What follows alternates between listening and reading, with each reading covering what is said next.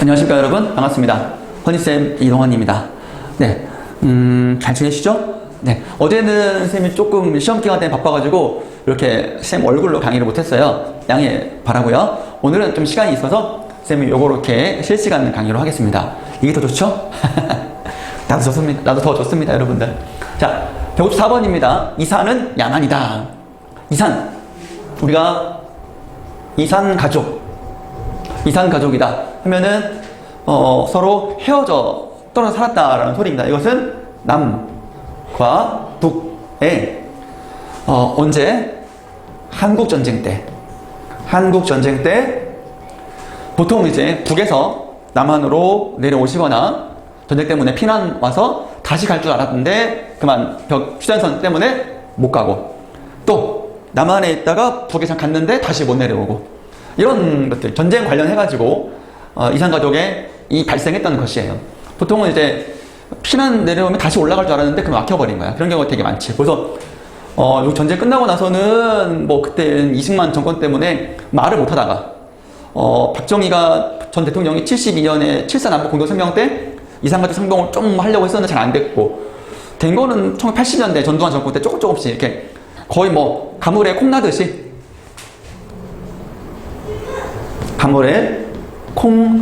나듯이 아주 그냥 조금씩 이렇게 했던 거야. 근데 어떤 여러분들이 생각해봐. 엄마 아빠랑 청소년 여러분들이 엄마 아빠랑 헤어졌다고 생각해봐. 헤어져 살아간다고 생각해봐.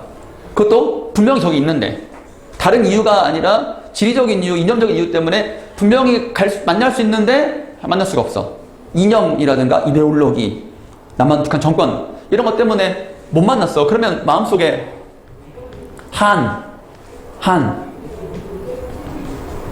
한이 생기지 않겠어? 한은 풀어야 돼. 한을 이건 반드시 풀어야 되고, 풀지 못하면 마음에 원한이 쌓이는 거야. 그러면 안 좋지. 그럼 당장 우리가 우리의 일이 아니라고 해서 외면해서는 안 되고, 반드시 이산가족의 문제도 우리가 장기적으로 민족의 화합, 우리 민족의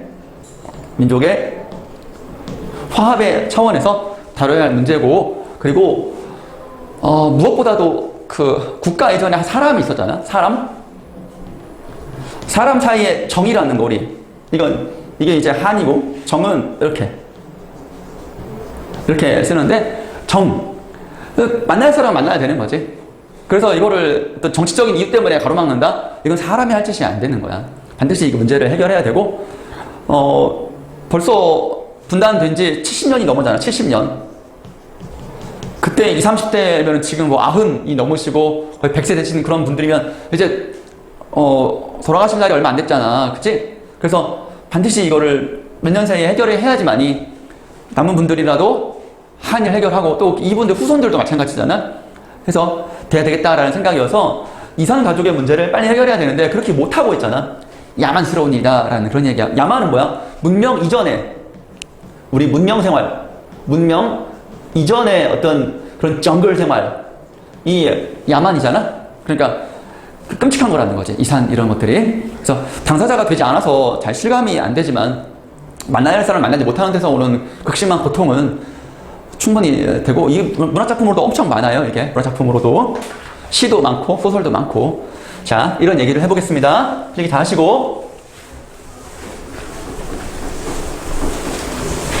자, 1문단 보겠습니다. 캄캄한 새벽 이상한 소리에 잠을 깼다. 옆에서 주무시던 외할머니가 자리가 비어있었다. 창호지 문 너머에서 신음인지 울음인지 할머니의 기도 소리와 라디오 방송이 들렸다. 통일 소식이 있어 임미군에 끌려간 북에서는 의용군으로 자원한 외아들과 다시 만날 수 있을까 매일 틀어놓는 새벽 뉴스였다. 매일매일 이게 있는 거지. 할머니의 외아들이니까 나한테는 외삼촌이겠네? 다시 만날 수 있을까? 그래서 매일매일 이렇게 새벽 뉴스를 틀어놓는 거야. 이 기다림, 마치 정화수를 떠놓고 집 나간 자식, 집 나간 남편이 무사히 돌아오기를 기원하는 그런 어머니의 마음 아닐까? 간절함이지. 이건 간절한 기다림인 거야. 죽었는지 살았는지도 모르고 말이야. 간절한 기다림으로 우리가 잘 해석을 해야 되고, 애간장. 이 창자가 다 끓을 정도로 엄청난 극심한 고통, 우리가 단장지통, 이제 창자를 끊는 고통, 그리고 뭐 간장지통, 진당직통 이렇게 하기도 해. 아픔을 누리던 듯 안간힘을 쓰며 몸을 뒤척이는 할머니의 몸짓을 느낄 수 있었다. 무섭고 슬퍼서 나도 울먹이며 다가가 뒤에서 할머니를 안았다. 눈물 젖은 얼굴을 마른 두 손으로 쓱 문질러 훔치고 문지르 닦고 할머니는 거짓말처럼 활짝 웃어 보이며 어린 나를 워낙 품에 안았다. 그래요. 자, 이산의 아픔을 아는 채 돌아가신 할머니, 어머니, 그리고 아직도 생사를 모르는 이분의 가족 얘기네. 생사를 모르는 외삼촌, 어린 마음에 품었던 그 고통을 되새겨 전하기 위해 또다시 6.25. 우리 얼마 전에 6.25 있었잖아요, 여러분. 그래서 전쟁은 지금 되게 희미해져 가지만 우리 사회에서는 그 꼭 총칼과의 전쟁은 지구촌 곳곳에도 지금 일어나고 있어요. 저기 뭐 시리아 내전이라든가 이런 곳에서 지금도 전쟁이 끊임이 없고, 우리가 얼마 전에 다루었던 이스라엘, 팔레스타인 같은 경우에서도 일반적인 학살이 이루어지고 여러분들이 평온한 일상을 보내는 곳에 폭탄이 떨어져가지고 빵 터지면 여러분 죽는 거야. 어제까지 같이 놀았던 애가 오늘 주검으로 발견돼서 멍하는 그런 상황이 있을 수 있다라는 거지. 지금도 있단 말이죠. 우리는 잘 모르지. 그렇지. 맞아, 이 글을 쓴다. 그 전쟁은 특별히 잔인했다. 휴전이 되자, 휴전은 1953년 7월 27일에 휴전이 됐고, 전쟁 시작은 1950년 6월 25일이었고, 실제적으로 전쟁이 이제 끝났을 때는 거의 1년 후인 1951년 5월쯤에는 전쟁이 거의 끝나서 휴전선 근처로 고착화되었다고 합니다. 그럼 그때부터 2년간 피비린내나게 휴전협정하면서 이제 땅을 더 차지하기 위해서 우리 북한군과 남한군, 우리 대한민국 군이 처절하게 싸움을 일으켰다는 거야. 영화 고지전이라는 영화를 보면 조금 더 되게 가슴 아프게 묘사되어 있습니다. 네. 왜 잔인했냐? 모든 전쟁은 다 잔인하지. 사람이 죽으니까. 그런데 휴전이 되자 전쟁 포로들, 남한에서 잡은 북한군, 북한에서 잡은 남한군은 국제법의 보호를 받으며 자기 나라로 돌아갔지만, 새로운 경계에 막힌 두 나라의 피난민은 고향에 돌아갈 수 없었다. 그래서 이제 이산 가족이 된 거야.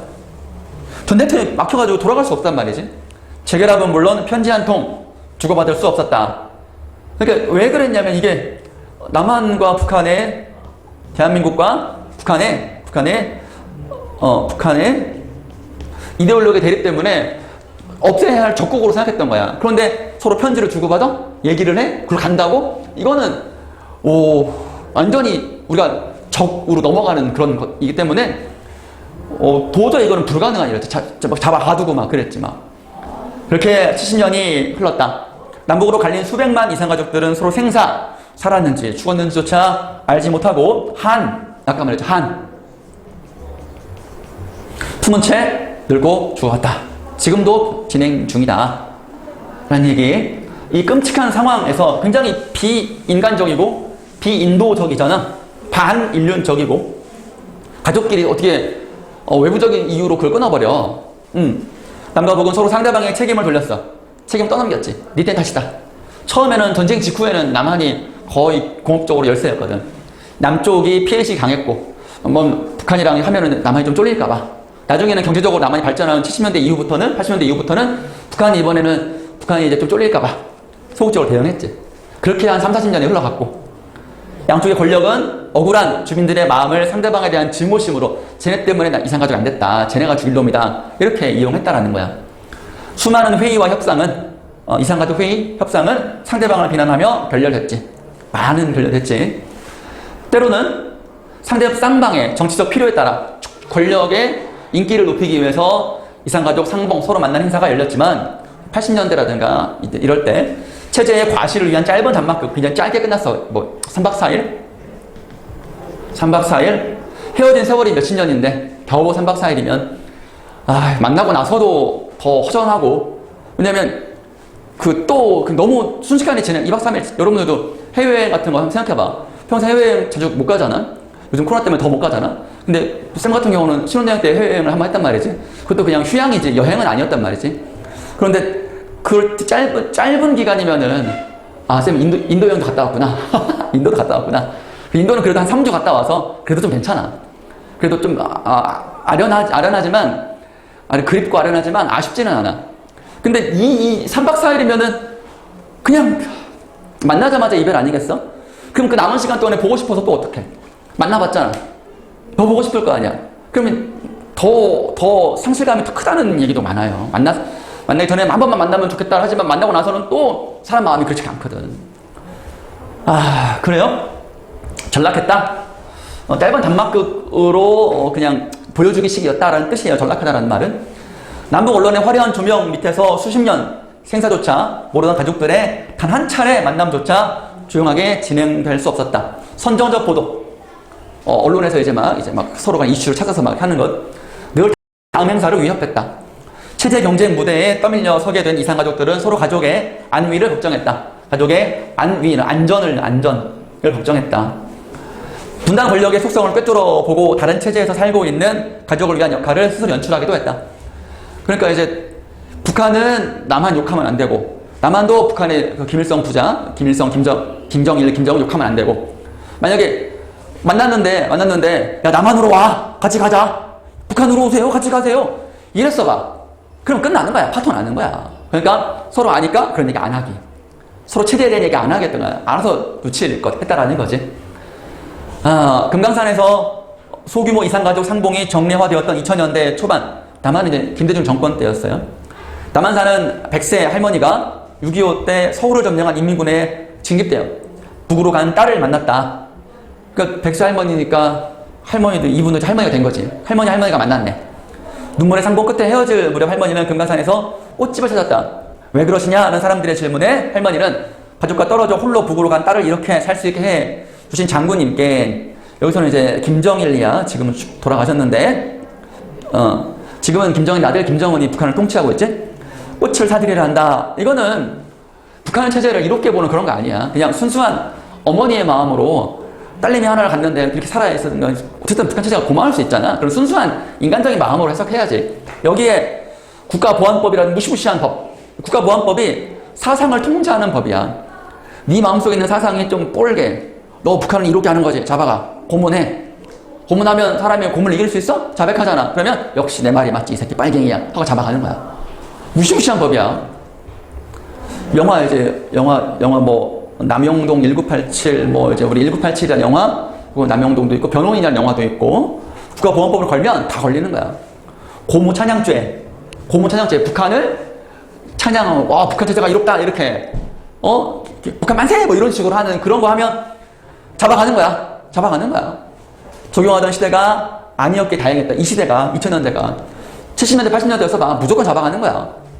다행이었다. 서울로 돌아온 할머니는 남한에 있는 가족들에게 정권이 바뀌면, 또 이제 보수 정권으로 바뀌면 위험할 수 있으니 조심해라, 입 닫아라 이렇게 했던 거야.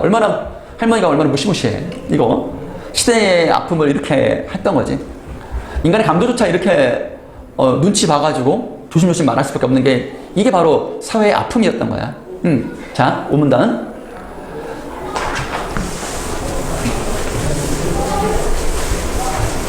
남한의 연좌제와 북한의 성분제의 생생한 경험은 분단시대를 살아온 할머니의 염려가 막연한 공포가 아님을 증명한다. 연좌제. 만약에 아버지가 북한으로 넘어갔어. 살아있다는 사실이 확인됐어. 그럼 남한에 있는 아들은 무조건 잡혀가는 거야. 아버지가 빨갱이니까 너도 빨갱이다. 이게 연좌제야. 억울하지. 난 아무것도 아닌데. 아버지는 아버지일 뿐인데. 나는 빨갱이 사상이 없는데. 그래도 그냥 가족이니까 잡아가는 거야. 아버지면 다행이게 뭐 얼굴도 모르는 친척이 북한으로 넘어갔어. 아니면 북한도 마찬가지지. 남한으로 넘어왔어. 남한은 성분제. 보통 북한은 이제 노동자들 중시해가지고 부르주아들을 굉장히 나쁘게 봤어. 지주 출신, 돈 많은 사람들 쓰는 그런 것들을 되게 안 좋게 봤거든. 그러면 서로 이제 다 통제하는 거야. 이게 개인을 국가의 어떤 범주 안에 집어넣겠다는 거지. 그러면 이게 생생한 경험이라는 거는 고통스러운 경험이겠지. 고통스러운 경험일 거야. 우리 소설 중에 이제 광장이라는 소설을 보면 최인순 작가의 임영준이라는 남자 주인공이 아버지가 북한으로 넘어가. 그래서 경찰 잡혀가서 고문당해 막. 그래서 남한 체제의 환멸을 느껴 북한으로 넘어가. 그런 것들도 있고, 또 북한은 또 북한대로 성분 때문에 남한 출신이다 무조건 까고 보는 거야. 그러니까 어디든 갈 수가 없으니까 나중에는 중립국으로 간단 말이지. 그래요. 공포. 언제 잡혀갈지 몰라. 빨갱이라고 찍으면 그냥 끝나는 거야. 지금도 많은 이산가족들이 다른 체제에 살고 있는 가족이 핍박을 받을까, 또 여기 있는 자식들이 어려움을 겪지 않을까? 자기 검열을 한다. 자기 검열이라는 말은 조심조심 말을 한다는 거야. 함부로 말 못한다는 거야.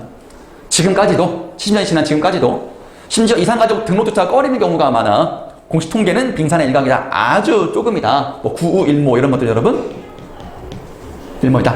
아주 조금이다. 아주 조금이다. 아주 조금이다 라는 얘기예요. 6문단 보편적 인권을 주장하는 국제사회. 보편적 인권. 인간이라면 누구나 다 최소한의 이 정도는 해야 된다. 밥을 먹고 편안하게 잠잘 수 있고 이런 것들 주거라든가 음식 뭐 옷 이런 것들이지. 또 보편적이라는 말에는 아마도 이런 이산가족 문제도 충분하게 보편적 인권의 문제에서 해결해야 된다는 것도 공감대가 있을 수 있겠지. 한국의 이산가족 문제에 대해서는 유독 둔감했다. 모른 척했다. 무관심했다.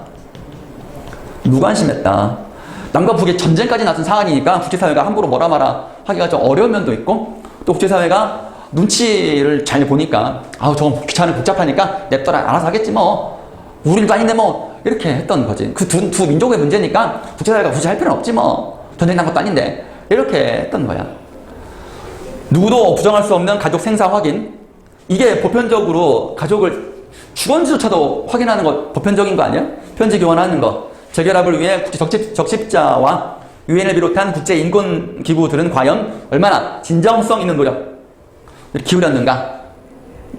당사국이 해결하지 못하는 인권 문제는 국제기구나 제3국 또는 민간 차원의 중재로 길을 열 수도 있다. 그렇지. 그러라 국제기구 있는 거야. 인권단체 있는 것이고. 그러나 협상 통로의 독점적 관리를 고집하는 남북한 당국은 정부가 아닌 민간들의 교류를 철저히 차단하고 뭐 통제한단 말이야. 허락받게 하고. 다른 모든 가능성을 위험시하고 배제했다. 혹시라도 체제에 위협이 될까봐 남북 간 체제에 위협이 될까봐 민간들이 서로 남과 북이 교류하는 것을 차단했다는 거야. 그지? 너무하지? 자기들이 하지도 않을 거면서 이것도 못하게 만들고 어떻게 할 수가 없는 거야. 방법이 없는 거야. 방법이 없는 거지. 그럴 때 인간은 절망하고 좌절하고 막 그렇지 힘들지. 자 7문단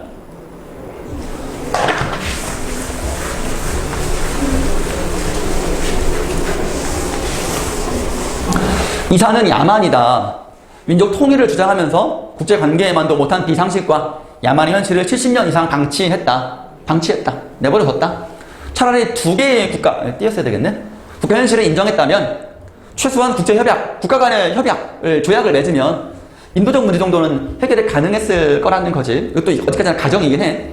과연 우리 민족끼리는 이렇게 절박한 문제, 절박한 인권 문제, 무슨 핵무기라든가 뭐 그런 게 아니잖아. 이거는 우리 부모님, 우리 할머니 세대에 대한 얘기잖아. 왜냐면 없는 것인가? 있지. 있는데 용기와 결단이 없어서 그래. 역량이 있어. but 용기와 결단이 없어서 그래. 양국 지도자들 간에 용기와 결단이 없어서 그래. 8문단 이산가족 문제는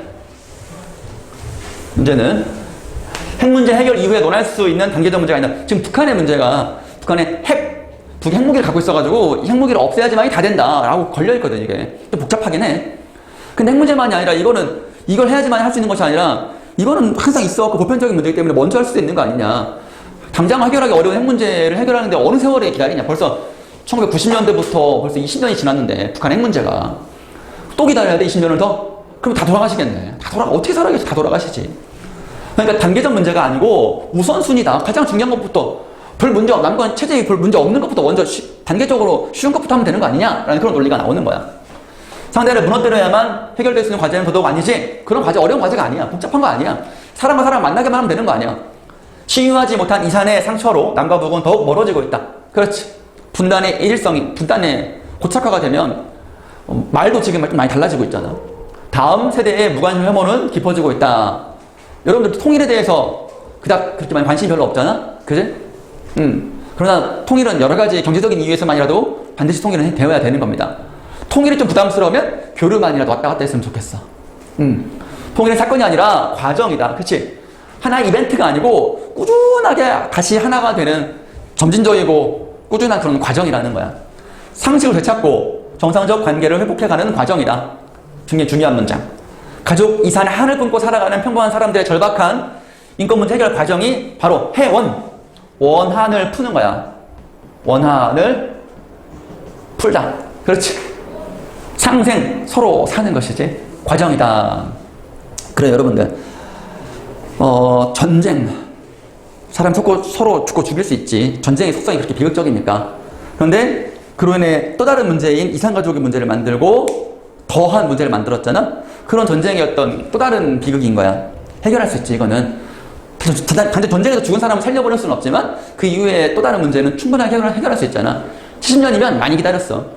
많이 기다렸어. 더 이상 기다리는 것은 좀 그분들에게는 다시 못할 죄를 저지르는 거기 때문에 우리가 관심을 좀 갖고, 우리가 할 수 있는 게 당장은 없어. 그렇지만 관심을 갖고, 관심을 갖고 댓글 하나라도 달고 여러분 일기장 일기 하나 쓰는 것도 나중에는 큰 도움이 되는 거니까 우리가 할 수 있는 것부터 찾아서 해보도록 하자고요. 자, 여러분 여기까지 하겠습니다. 수고했습니다. 안녕.